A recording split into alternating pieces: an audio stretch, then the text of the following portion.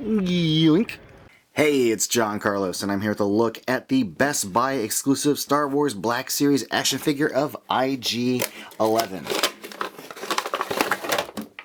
I don't have much to say on this character because at the time of this recording, The Mandalorian has not aired yet. It's so close, but it hasn't aired yet. But the show had me at Star Wars droid voiced by Taika Waititi, so I can't wait.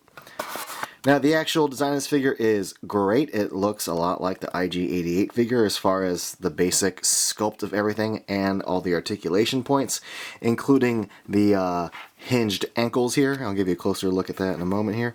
Little hinged ankles. Double knee joint right there behind the knee. We have a swivel inside the thighs, little cover piece right there. The double knee joint, the little tubing here still allows the joint to move, so that's neat. There is no like waist or mid-torso cut, but there is an upper torso cut that pivots and rotates forward and back.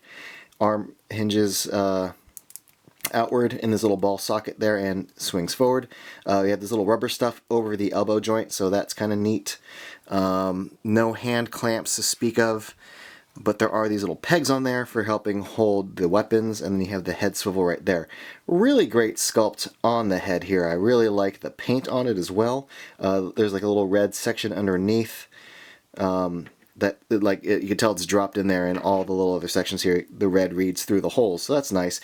But the big difference between this and the regular like IG-88 figure is the amount of color on here. There's a lot of kind of coppery tones, this sort of deep copper there.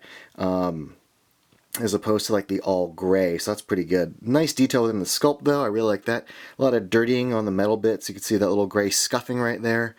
He's got a couple accessories. He's got this blaster here, pretty standard. Some nice silver paint over the darker base. And then this one right here as well, looks pretty nifty. There's a little hole right there, so you can plug it into the peg.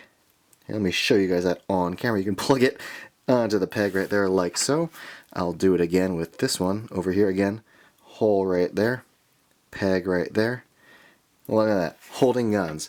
I'm glad they gave this figure some arm articulation, because otherwise him holding guns would be really lame if all he could do was like, you know, that.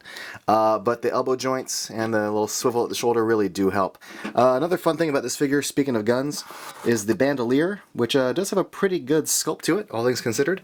Has a little holster on the back where you can, you know, sling in one of his guns. And I gotta say, that looks pretty nifty. This whole figure looks really nifty. I dig it a lot, even though I haven't seen the show yet, and I hope it's good, otherwise I bought this figure for nothing.